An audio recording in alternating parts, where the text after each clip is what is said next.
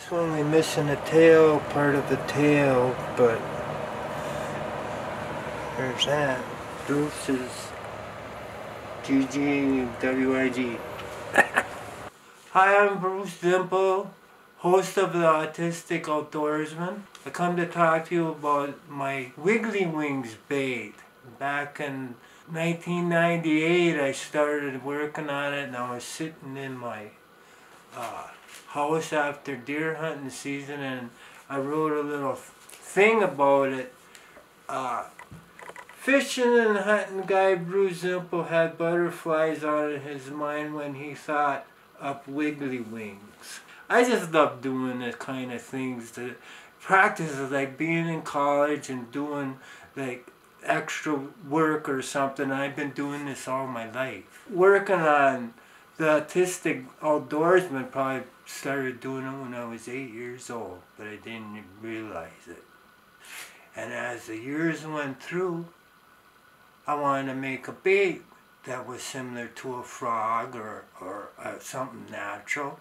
And when I seen the book with the butterflies in it, that's what inspired me is being part of society, I guess, and my mentors. I gotta open this book, and I've been mixing it already and stuff.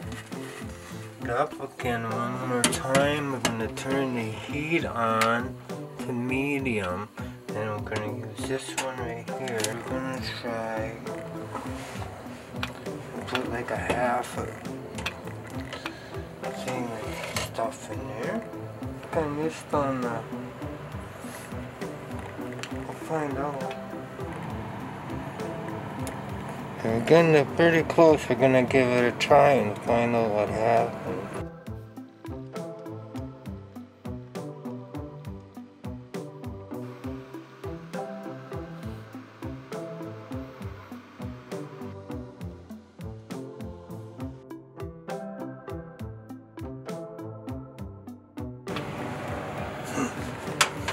That's about it for that pour.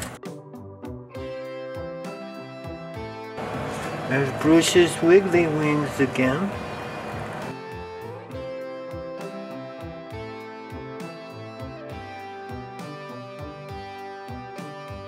That's kind of cool to make something yourself, though.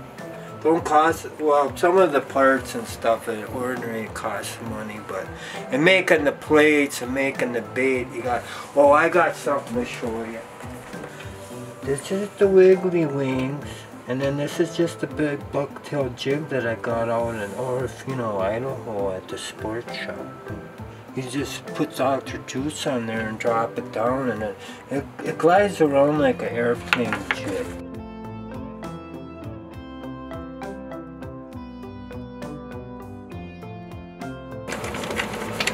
Kind of get it flat, and if we had a bucket of water, I'd put it in there and then it would glide around and jig it.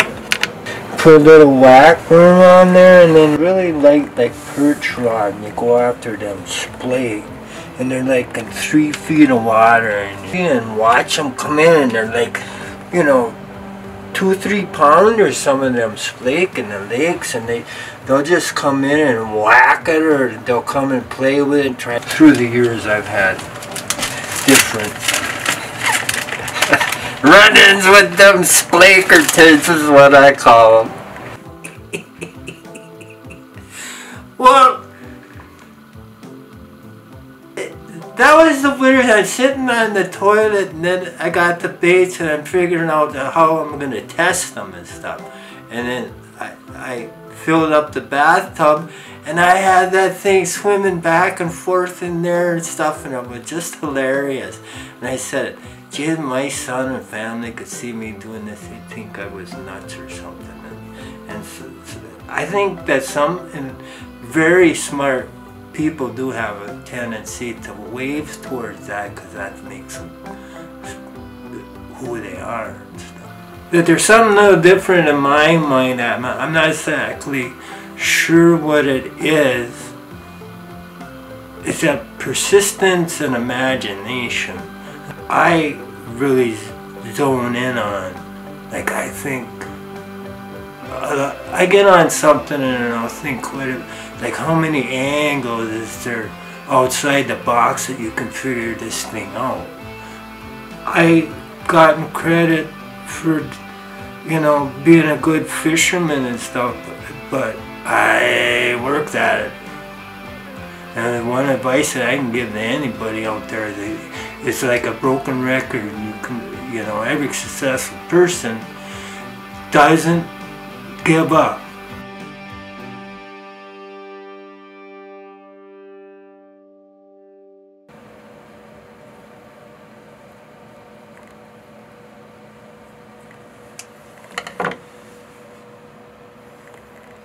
There's different ways of doing this, but it can be used. Mm. Yep. Well, for one thing, we won't run out of material for at least a couple of takes.